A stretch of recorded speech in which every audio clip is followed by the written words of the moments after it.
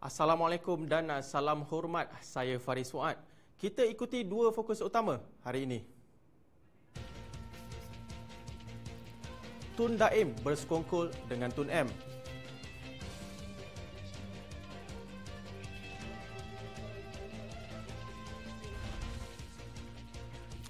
Replika gegasi tarik perhatian pengunjung.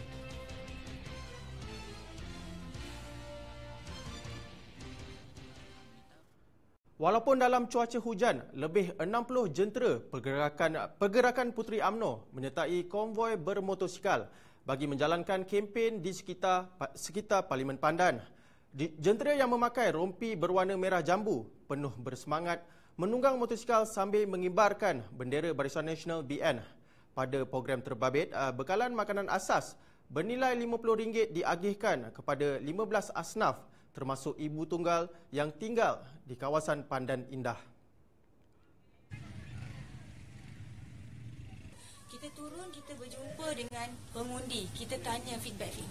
Macam sebelum ni kita punya ahli parlimen yang lepas tak pernah pun turun padang, tak pernah pun buat kerja, tak pernah pun jaga kebajikan, tak pernah pun ambil tahu masalah yang kita hadapi kat sini dengan rumah flat lift rosak, dengan sampah, dengan masalah denggi, kita banyak. Tak pernah ambil tahu. Tapi kita punya calon yang Barisan Nasional sekarang ni, manifesto dia memang dia akan pastikan apa yang selama ni terabaikan kita akan buat. Dan memang kita dah buat pun, kita buktikan, kita turun. That's why saya yakin dan percaya. Tengok pada keadaan, tengok pada situasi yang bila kita turun, jumpa dengan masyarakat semua ni, semuanya dah kata, sudahlah, cukup-cukuplah. Dah lama dah kita tertipu. Kali ni kita nak pilih Barisan Nasional.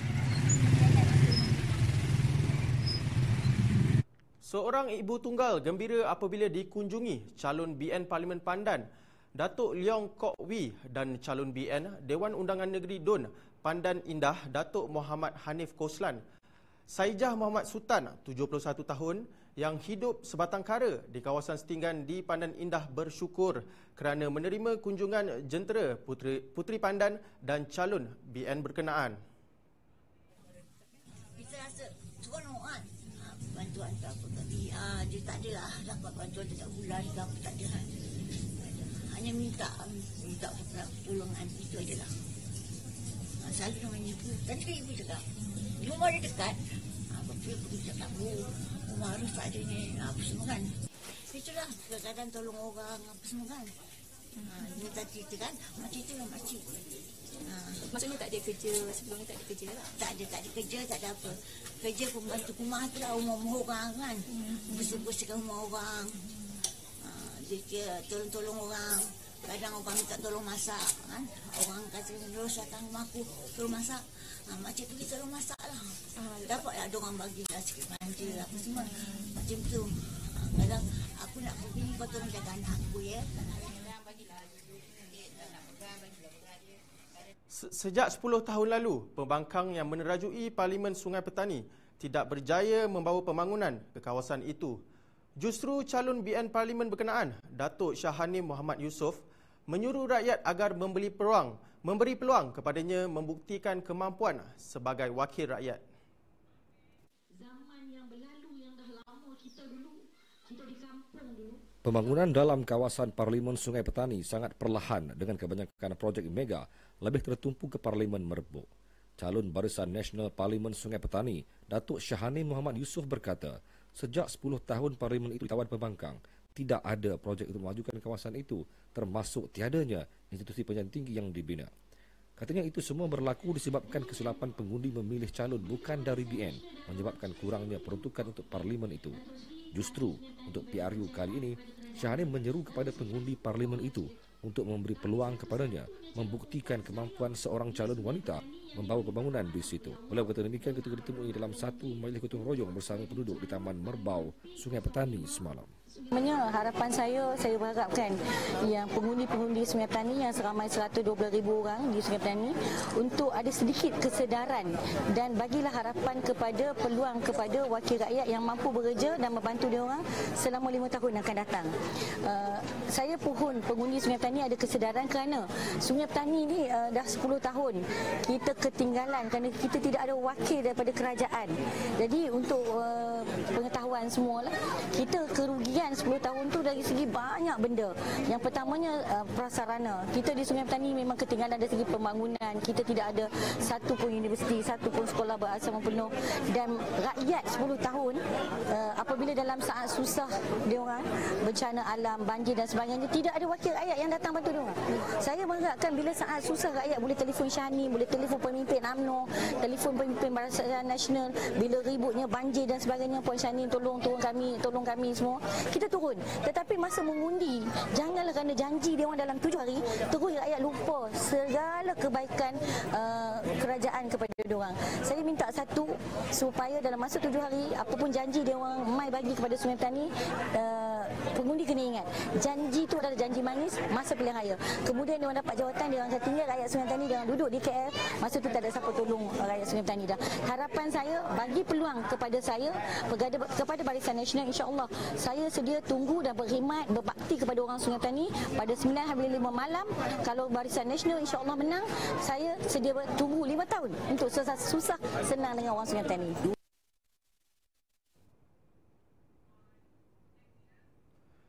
Pemasangan mesin pengeluaran wang automatik ATM di Balai Polis Air Hangat Langkawi mampu mendekatkan masyarakat dengan badan berkenaan. Kemudahan di kawasan itu secara tidak langsung boleh menjamin keselamatan rakyat yang menggunakannya. Balai Polis Air Hangat di Langkawi mencipta sejarah tersendiri apabila menjadi balai polis pertama di negara ini mempunyai mesin pengeluaran wang atau ATM di dalam kawasan premisnya. Kemudahan itu disediakan selepas 10 tahun Ahli Dewan Undangan Negeri kawasan itu sebelum ini, Datuk Rawi Hamid berusaha mendapatkannya untuk memudahkan penduduk di situ. Ketua Polis Kedah Datuk Zainal Abidin Kasim berkata, pihaknya bersetuju membenarkan kemudahan itu disediakan dalam kawasan balai kerana tidak ada lokasi strategik lain di situ.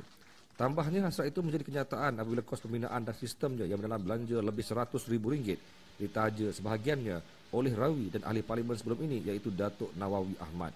Beliau berkata demikian dalam Majlis Pecah Tanah mesin ATM Padang Lalang di Balai Polis Air Hangat Pulau Langkawi, Kedah. Turut hadir dalam majlis itu kedua-dua calon untuk Parlimen Langkawi dan Dun Air Hangat. Dan ini adalah merupakan mesin ATM yang pertama dipasang di kawasan polis.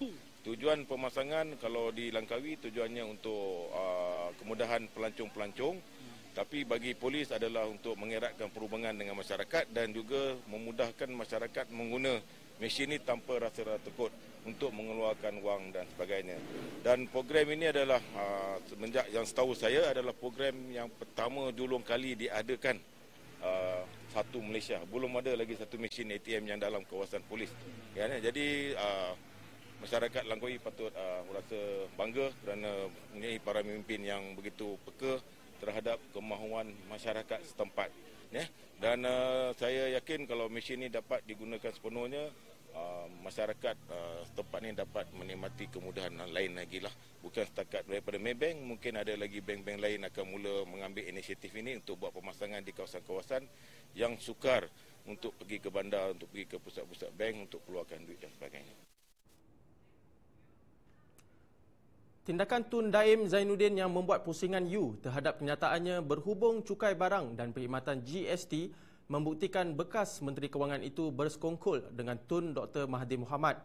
Timbalan Pengarah Komunikasi Strategik Barisan Nasional BN, Datuk Eric C. Tu Chong berkata, sebagai seorang yang berpengalaman dan mengetahui selok-belok kewangan dan bank, Tun Daim sebenarnya mengetahui kebaikan pelaksanaan GST. Kita ikuti klip video yang kami sediakan. GST saya memang dulu lagi tahun 84 saya memang nak kenakan GST. Sebab saya kata GST kita punya revenue base very small, 40% datang dari petronas saja. Besok kalau kita nak ada masalah, orang nak cari duit, nak belanja. Lagi pula dia ada exemption banyak. Daripada dulu lagi saya nak buat tahun 84, 85. Dulu kita tak ada GST. 57 tahun Merdeka tak ada GST. Betul tak? Baru 3 tahun ni ada GST. Jadi saya pergi Langkawi, orang komplain. Dia kata, GST dia tak ada. Dia kata belum beranak apa kena cukai. Belum anak kena cukai. Anak melampau dia mau makan ubat dah kena cukai.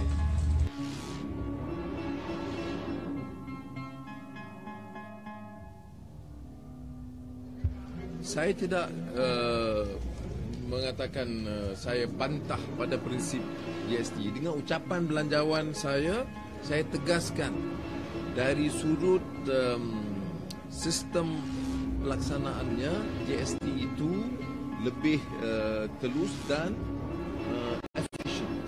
Saya sebut ini 93 selaku Menteri Kewangan. Saya sebut juga dalam belanjawan ini. Mahkamah Tinggi Kuala Lumpur diberitahu bahawa ia tidak mempunyai bidang kuasa untuk mendengar pertikaian berhubung keputusan Pegawai Pengurus Pilihan Raya yang menolak penamaan calon naib Presiden PKR Tian Chua bagi bertanding di kerusi Parlimen Batu pada Pilihan Raya Umum ke-14 PRU14 ini. Peguam Kanan Persekutuan Datuk Amarjit Singh berhujah demikian ketika mengemukakan permohonan untuk membatalkan saman pemula oleh Tian Chua terhadap Pegawai Pengurusan Pilihan Raya Anwar Muhammad Zain 56 dan Suruhanjaya Pilihan Raya SPR.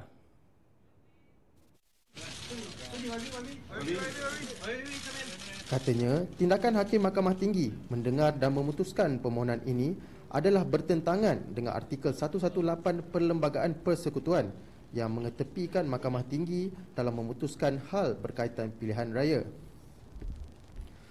Undang-undang berkaitan pilihan raya jelas menunjukkan satu-satunya cara untuk mempertikaikan mengenai penolakan kertas penamaan calon adalah melalui petisyen pilihan raya. Amarjit berkata, permohonan Tian Chua itu adalah remeh, menyusahkan dan menyalahgunakan proses mahkamah.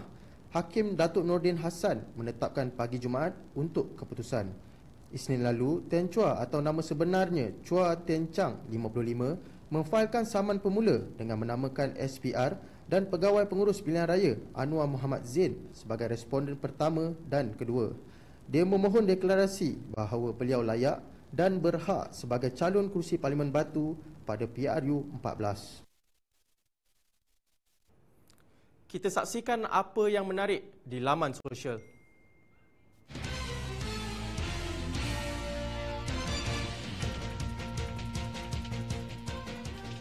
Hari ini kecoh di laman sosial mengenai penyebaran gambar dan rakaman audio yang dikaitkan dengan seorang pemimpin parti pembangkang bersama seorang wanita.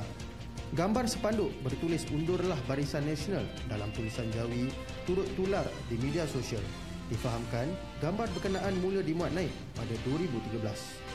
Presiden PAS Datuk Seri Abdul Hadi Awang menarik perhatian di media sosial apabila memuat naik gambar ketika menaiki penerbangan komersial dengan kapsion yang menyindir Tun M. SPR menjelaskan bahawa selain tanda pakar X pada kertas undi, tanda lain seperti titik juga boleh diterima sebagai undi. Penjelasan ini dipercayai ada kaitan dengan penyebaran maklumat kriteria undi yang kurang tepat. Baiklah, kita berehat seketika. Kembali lagi selepas ini. Ni, Rosli. Dia orang tak ada buat apa pun untuk kita. Ni, dua-dua pun sama. Ya. Lagilah kita ni belia kampung, haprak. Tak ada orang nak dengar kan? Aku pasti. Aku pasti. Kami juga akan terus melaksanakan idea anda. Orang muda akan kita tubuhkan satu sidang belia di setiap PBT. Ni siapa pula yang pasang TV kuat-kuat ni? Supaya orang muda ada suara. Ya. Untuk mempengaruhi. Tolong pelangkan sikit TV tu ya. Ni tengah bincang dengan Rosli ni. Orang muda akan pakcik, tak apa, kejap. Kejap, saya nak dengar. Orang muda akan berhadapan terus dengan jemaah menteri setiap bulan. Setiap bulan, seorang anak muda akan kita bawa depan Kabinet Malaysia untuk menyampaikan idea orang muda yang paling popular. Oh, bagus ni. Orang muda juga yang mempunyai 10 idea yang terbaik setiap tahun akan dibantu dengan dana latihan dan sokongan untuk mencapai aspirasi tersebut. Itulah semangat dia tak lupa kita lah.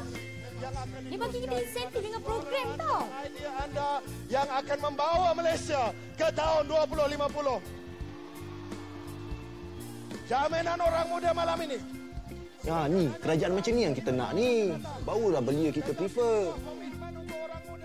Betul-betul, aku setuju. Kali ni memang bagus. Ni, kau tweet kawan-kawan kau. Aku ni WhatsApp group. Tweet ramalan.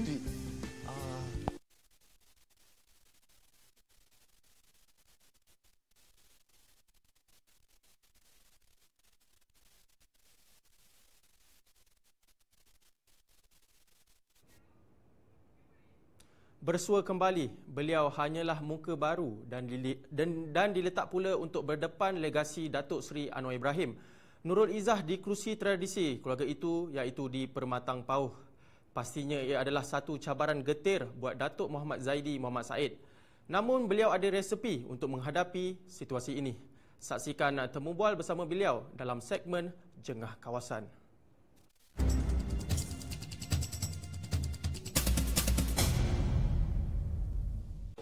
Okay, Assalamualaikum. Sama saya Azrul Fendi Sobri dan juga juru video Nur Farizal serta Mio Azlan. Sekarang sedang bersiaran di satu lokasi yang agak menarik di tempat expo di kawasan Seberang Jaya. Dan yang paling menarik pada malam ini kita bersama dengan seorang calon yang bakal mungkin agak tight ni menentang di Parlimen P44.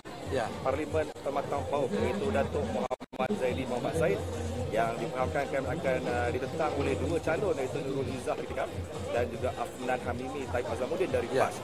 Jadi assalamualaikum Datuk. Assalamualaikum warahmatullahi wabarakatuh. Agak santai malam ni tu. Okey.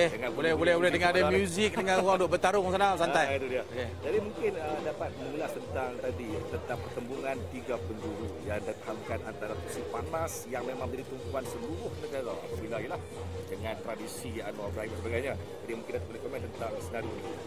Baik, ya betul apa yang saya lihat hari ini dan memang saya percayalah bahawa sejak sebelum pengumuman pembubaran parlimen sehinggalah kemarin ke penamaan calon, bahawa Permatang Pauh ini memang menjadi kerusi tumpuan yang sangat luar biasa.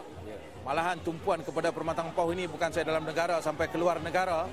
Dan rakan-rakan yang saya yang berada luar negara pun begitu teruja menanti pertembungan di Permatang Pauh ini.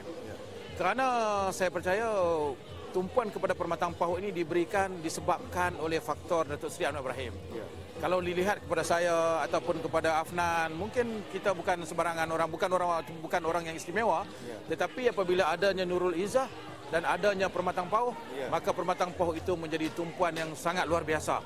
Dan saya sebagai mewakili parti yang memerintah pada saat ini, kita akan cuba untuk melakukan yang terbaik demi untuk memastikan bahawa Parlimen tumpuan ini, kerusi panas kawasan ini dianggap sebagai kawasan PKR dan pertembungan tiga penjuru menjadikan pertembungan ini lebih terbuka pada kali ini berbanding dengan masa-masa yang lalu. Kalau dapat dilihat dari calon kan, Nurul Izzah dari PKR memang dah pernah menang dah pun. Okay. Dan di Ustaz Afnan juga nama yang agak dikenali. Betul. Jadi bagaimana Datuk adalah muka baru dalam senario politik betul kali ini, senario PRU ni. Bagaimana tu? Ya, saya memang menghormati YB Nurul Izzah sebagai seorang naib presiden parti, sebagai wakil rakyat yang telah pun dua penggal, mempunyai nama yang besar dalam negara kita ini, anak kepada tokoh yang hebat. Memang Nurul sangat dihormati dan disegani oleh musuh dan juga oleh kawan.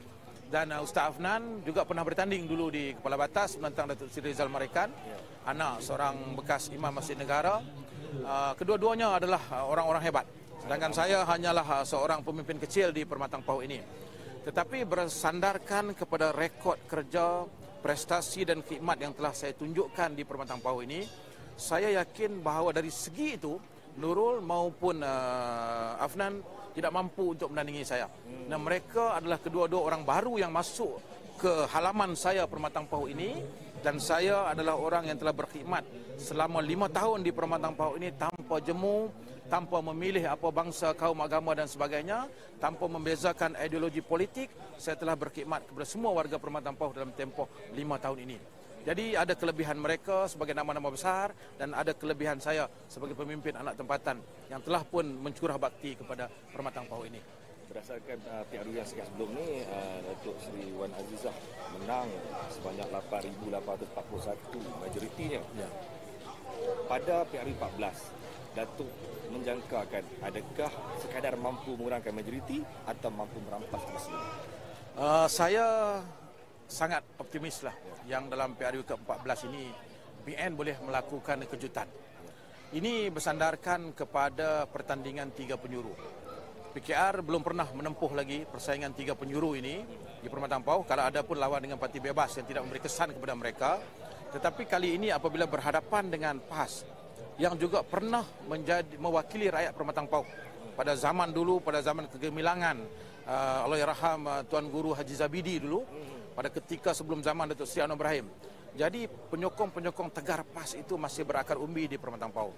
Saya melihat bahawa kekuatan Pakatan Harapan selama ini di Permatang Pau adalah kekuatan PAS yang sebenarnya. Sama ada kenyataan ini benar ataupun tidak, 9 hari bulan nanti akan terbukti. Tetapi apabila berlaku pertandingan 3 penjuru ini, Pakatan Harapan berada dalam keadaan yang tidak selesa. Mereka tidak boleh memegang majoriti 8,000 lebih lagi sebagai sandaran. Kalau mereka tengok dalam PRU yang ke-13, mereka menang 11,000. Dalam PRK 2015, mereka menang cuma 8,000.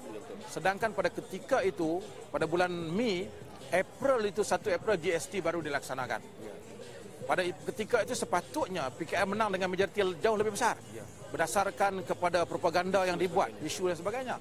Tetapi mereka cuma menang 8,000 lebih. Saya menjadi ketua bahagian bermula pada 2013, hujung tahun. Bermakna dalam tempoh 1 tahun setengah itu, saya nampak dah ada perubahan di kalangan warga Permatang Pau. Hingga menyebabkan saudara Suhaimi pada ketika itu cuma kalah 8,000 lebih saja.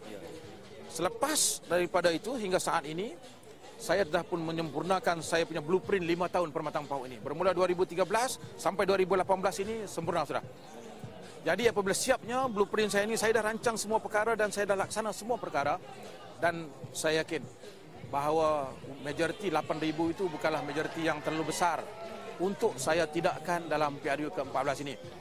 Adakah kemungkinan faktor generasi, itulah orang kata tradisinya sebab daripada Datuk Seri Anwar Ibrahim bawa kepada Wan Azizah, Datuk kita sekarang bawa kepada Datuk Rizal, mungkin adakah kelompok tahun ini cukup? Saya nampak bahawa keputusan pengundi-pengundi PAS ini akan menjadi penentu kepada generasi Anwar Ibrahim ini.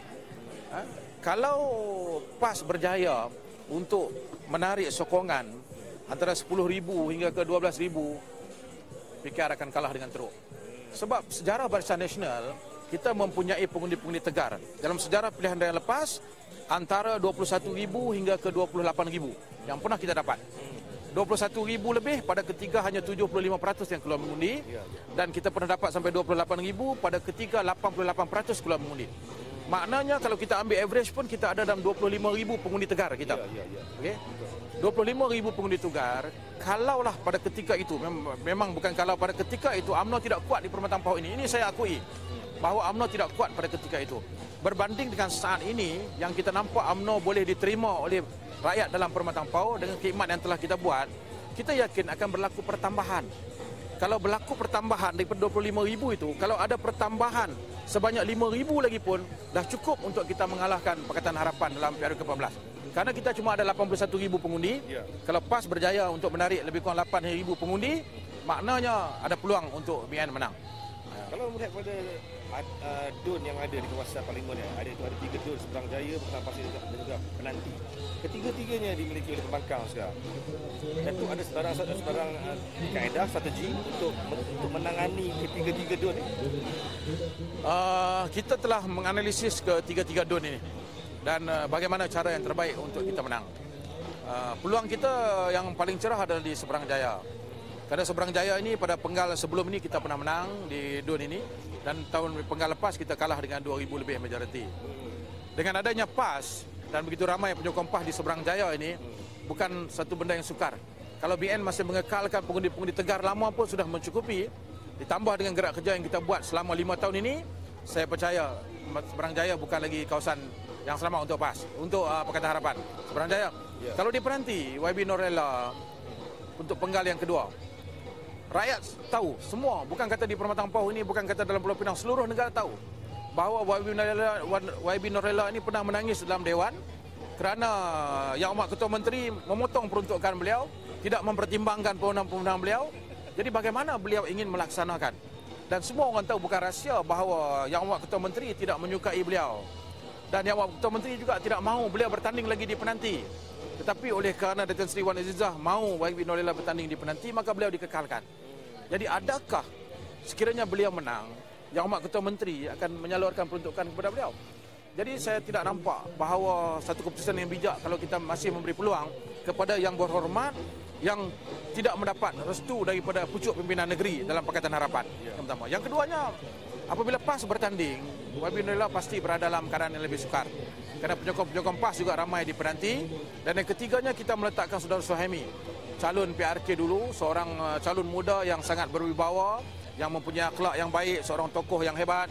Dan saya rasa Suhaimi boleh membawa banyak pembaharuan kepada Penanti sekiranya diberi peluang. Jadi rakyat Penanti ada tawaran baru daripada Saudara Suhaimi untuk memberi peluang kepada beliau, dan saya yakin dan percayalah bahawa ini adalah masa yang terbaik untuk Penanti melakukan perubahan. Pematang Pasir, persaingan sengit antara Amanah dan PAS. Kerana PAS menganggap Pematang Pasir adalah kawasan mereka. Dan Amanah juga hari ini dengan sokongan daripada DAP merasakan bahawa ini adalah tempat mereka. Senario yang sebenarnya yang sedang berlaku di Pematang Pasir ini adalah antara PAS dan Amanah, dan ada juga perebutan di antara PAS dan juga calon-calon PAS. Sebab Ustaz Fauzi ini Pesuruhjaya PAS Pulau Pinang bukanlah anak tempatan Pematang Pasir. Saya nampak kehadiran beliau pun tidak begitu diterima oleh orang-orang Pematang Pasir, yang kebanyakan adalah penyokong-penyokong Ustaz Fawaz yang dihantar ke Penanti. Jadi kemelut dalaman ini mungkin akan membawa sedikit perubahan. Kalau Amanah dan PAS ini sama-sama kuat, maka BN akan menonjol di tengah-tengah lah untuk mengambil peluang. Betul. Tadi saya dengar ada tu undang-undang menyebut PAS. Adakah begitu pentingnya peranan PAS dalam memberi? Ya. Ini saya punya salah satu kerangka blueprint saya selama 5 tahun ini adalah berbaik-baik dengan PAS. Saya menganggap bahawa penyokong-penyokong PAS ini adalah penyokong-penyokong yang boleh bertolak ansur, yang boleh berbincang, yang boleh menerima sebarang kebaikan yang ingin ditawarkan. Sebab itulah dalam tempoh 5 tahun ini, segala khidmat bakti saya tidak pernah membezakan ideologi politik. Saya berdamping dengan semua pihak. Dan kebetulan, dengan takdir Allah, tiba-tiba PAS berpecah daripada Pakatan Harapan. Jadi niat saya dulu hanya ingin memancing sebahagian kecil daripada pengundi PAS untuk beralih kepada Barisan Nasional. Tetapi hari ini berlaku perpecahan di dalam Pakatan Harapan, bermakna lebih ramai di kalangan pengundi-pengundi PAS akan meninggalkan Pakatan Harapan. Jadi lebih ramai pengundi-pengundi PAS yang meninggalkan Pakatan Harapan, maka lebih teruk PKR akan kalah dalam PRU ke-14 ini. Kerana kekuatan Pakatan Harapan di Permatang Pauh ini adalah bergantung kepada kekuatan PAS, ahli-ahli PAS selama ini. Ini saya sangat yakin. Sebagai anak tempatan Permatang Pauh, saya tahu bahawa kekuatan PKR selama ini adalah kekuatan yang ada pada PAS. Ya, Datuk. Mungkin yang terakhir, Datuk. Datuk memang difahamkan sebagai anak tempatan yang memang sentiasa berada dalam kawasan. Jadi apa isu utama yang Datuk lihat perlu diselesaikan ataupun yang sebenarnya masyarakat di Permatang Pauh amat mengharapkan selama ini? Pertamanya, saya nampak rakyat Permatang Pauh ini memang dahagakan kasih sayang dan perhatian daripada wakil rakyat. Kerana sejak daripada dulu sampai saat ini hampir 20 tahun, wakil rakyat Permatang Pauh ini seakan-akan tidak ada. Rakyat Permatang Pauh berjuang, berkorban untuk keluarga Datuk Seri Anwar Ibrahim, memilih beliau sebagai wakil rakyat, tetapi tidak ada sebarang pembangunan ataupun kerja-kerja yang baik untuk rakyat Permatang Pauh.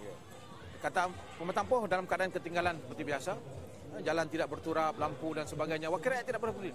Datin Seri Wan Azizah maupun Datuk Seri Anwar Ibrahim sebelum ini, mereka tidak bercakap soal tanggungjawab mereka kepada rakyat Permatang Pauh. Soal orang miskin, soal kebajikan, soal rumah terbakar ke, soal jalan, soal lampu, soal parit, soal longkang. Itu bagi remeh, terlalu remeh bagi mereka. Mereka hanya memikirkan isu nasional. Mereka memikir bagaimana untuk menawan Putrajaya. Itu sahaja matlamat mereka. Soal kebajikan warga Permatang Pauh ini mereka tak peduli. Terpinggir. Jadi inilah yang menyebabkan rakyat Permatang Pauh, saya percaya pada hari ini telah pun sedar bahawa mereka perlukan wakil rakyat yang sentiasa ada pada ketika mereka memerlukan, yang memberi perhatian kepada mereka, yang memikirkan bagaimana untuk membangunkan Pematang Pauh. Inilah tawaran yang saya bagi kepada rakyat Pematang Pauh untuk memilih wakil rakyat yang sentiasa ada bersama mereka, yang mempunyai hati dan perasaan untuk membangunkan generasi Pematang Pauh. Ini saya percaya peluang yang terbaik kepada seluruh warga Pematang Pauh untuk membuat keputusan yang matang selepas berkorban hampir 20 tahun kepada perjuangan yang sia-sia nampaknya. Nampak gayanya ialah orang kata walaupun muka baru tapi dia punya gaya dan juga dia punya karakter pemahaman tentang isu semasa cukup tegas dan jelas sekali itu. Jadi saya kira mungkin setakat itu dulu dari kru multimedia NSTP bersama dengan Datuk Muhammad Zaidi Muhammad Said, iaitu calon P44 Parlimen Pematang Pauh. Sehingga itu dulu untuk segmen Tengah Kawasan. Assalamualaikum. Itu tadi impian dan harapan calon BN Parlimen Pematang Pauh, Datuk Muhammad Zaidi Muhammad Said dalam PRU 14. Baik, kita ingin lihat bagaimana suasana di Terengganu ketika ini. Kita berlintas langsung dengan rakan setugas Asrizal Aris di sana. Silakan Asrizal.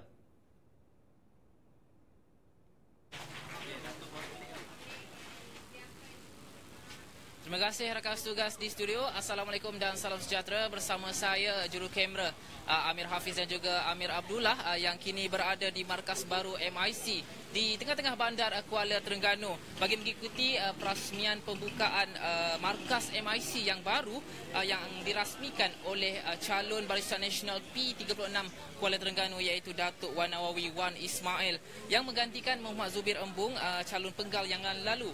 Jadi selain majlis perasmian markas baru MIC di Kuala Terengganu, di sini juga terdapat majlis penyampaian hadiah bagi permainan sukan dan aktiviti yang dianjurkan oleh MIC serta diadakan sempena pilihan raya umum yang ke-14. Dan mungkin saya boleh ulas sedikit beberapa aktiviti yang dilakukan oleh Datuk Wan Nawawi sejak pagi tadi begitu sibuk. Antara program-program yang dia rasmikan adalah Santai Bersama Peniaga, program penyerahan beasiswa, sembang santai dengan belia, dan yang terbaru baru sahaja merasmikan markas MIC yang baru di Bandar Kuala Terengganu. Dan selepas ini beliau akan ke program penyerahan voucher remaja yang berada di sekitar Kuala Terengganu. Dan mungkin saya boleh ulaskan sedikit Datuk Wan Nawawi yang juga Setiausaha Kerajaan Negeri.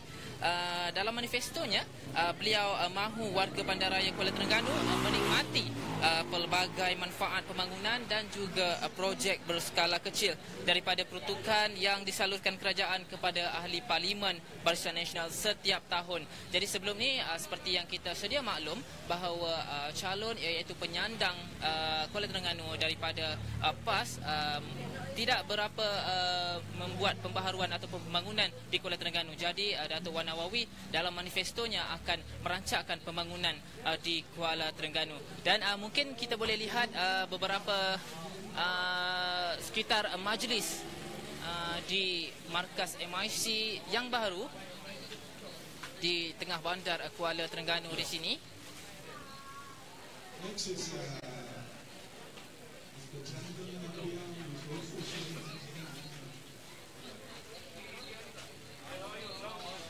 Datuk Wan Nawawi Wan Ismail beramah mesra bersama dengan penduduk di sekitar Kuala Terengganu.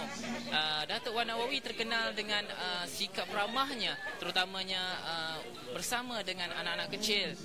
Sejak dia tiba di markas MIC yang baru ini juga saya dapati beliau sangat ramah dengan penduduk dan juga kanak-kanak kecil.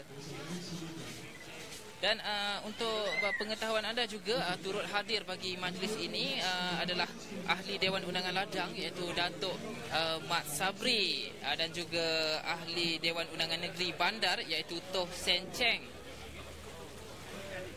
Jika kita lihat sekarang Datuk Wan Nawawi sedang berangkat pulang daripada majlis dan beliau akan pergi ke program penyerahan voucher remaja pula di sekitar Kuala Terengganu.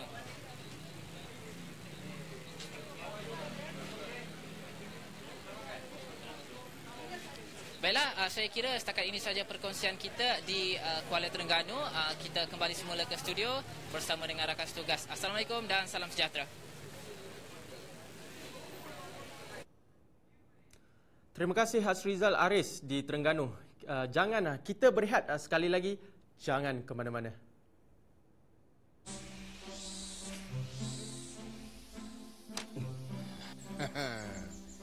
Kau nak makan di mana? Jauh. Yahoo! Manifesto wanita terbaik. Manifesto wanita PN?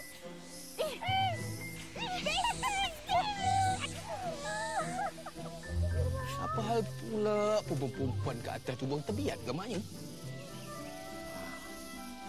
Aku rasa aku tahu kenapa. Kau tahu kenapa?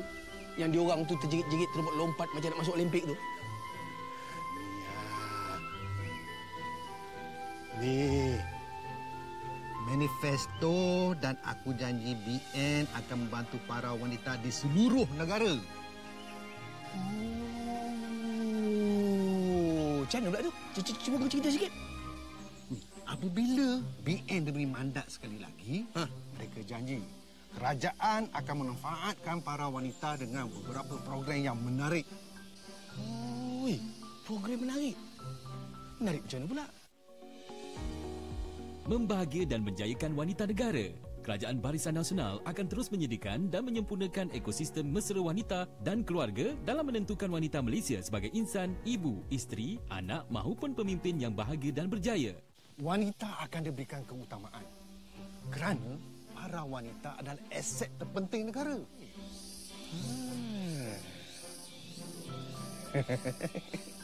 Lagi. Ni. Akta Gangguan Seksual Wanita akan diluluskan. Perlindungan undang-undang juga akan diberikan melalui penggubalan Akta Gangguan Seksual dan penubuhan Mahkamah Khas Perkahwinan Hadanah dan Nafkah. Mana-mana syarikat yang menyediakan kemudahan penjagaan anak dan bilik penyusuan akan diberi insentif. Insentif kepada syarikat yang menyediakan pusat penjagaan kanak-kanak dan fasiliti menyusukan bayi. Sebuah badan ekonomi wanita akan ditubuhkan untuk memastikan pembangunan ekonomi wanita diberikan fokus dan hala tuju yang membina. Untuk itu, kami akan menubuhkan Majlis Ekonomi Wanita untuk menentukan hala tuju dan pembangunan agenda ekonomi wanita dan koperasi wanita. Ui, bagus tu. Dia datang pula. Abang?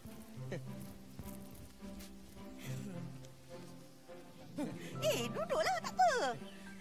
Abang, lepas PRU ni, siapa jadi bos? Macam biasalah. Sayanglah bos. Kan kau rumah ni sayang yang bos. Tahu tak apa. Dengar manifesto BN tu betul-betul. Perempuan dah berkuasa sekarang tau. Perempuan berkuasa kau. Mandi nak. Marilah. Tengok. Apa manifesto BN lagi? Takkan orang perempuan ni kita tak ada? Ni yang ada ni poli. Poligami? Politeknik. Politeknik. Oh, politeknik. Aku ingat poligami. Untuk anak sekolah.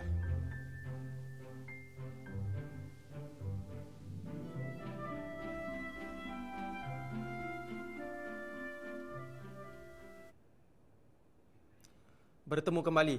Di Bukit Payung, Terengganu, kemeriahan kempen PRU14 amat dirasai apabila penyokong bagi calon yang bertanding mempamerkan kreativiti dalam menghasilkan pelbagai jenis replika. Antaranya replika wow, bulan gergasi yang menarik perhatian orang ramai untuk mengabadikan gambar kenangan di lokasi berkenaan. Wartawan Asrizal Aris ada laporannya.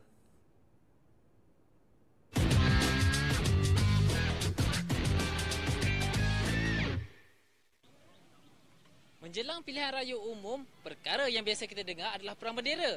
Tetapi jika anda berada di Bukit Payung ini, ibarat perang replika.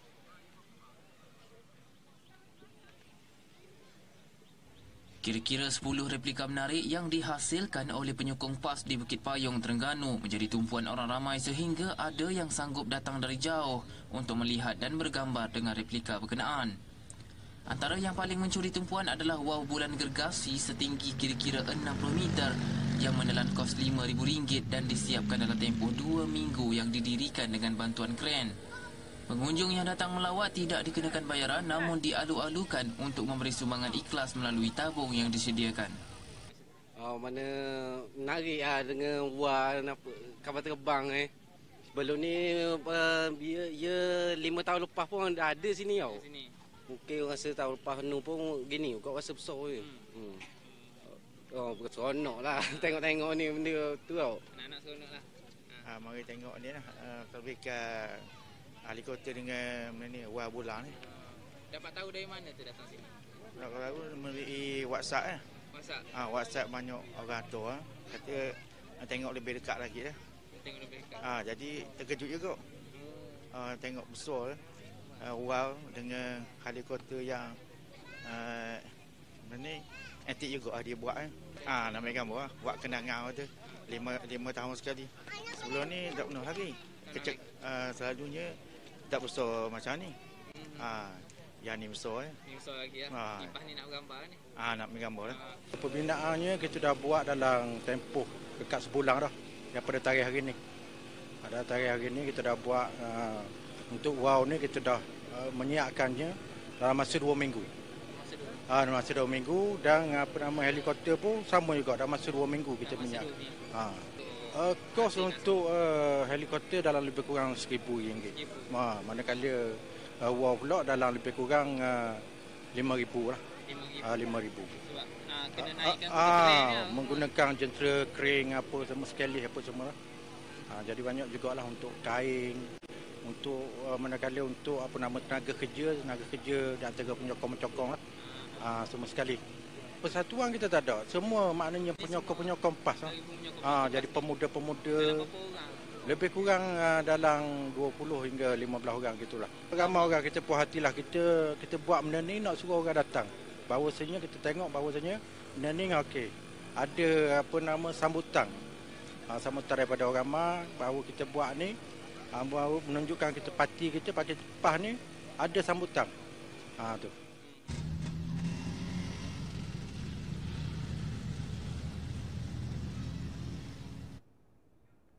Sekian sahaja paparan yang dapat kami kongsikan kepada anda. Sebelum berpisah, kami tinggalkan anda dengan keindahan dan kemeriahan suasana di sekitar Pulau Langkawi, Kedah dalam segmen Macam-Macam. Saya Faris Fuad. Assalamualaikum dan salam hormat.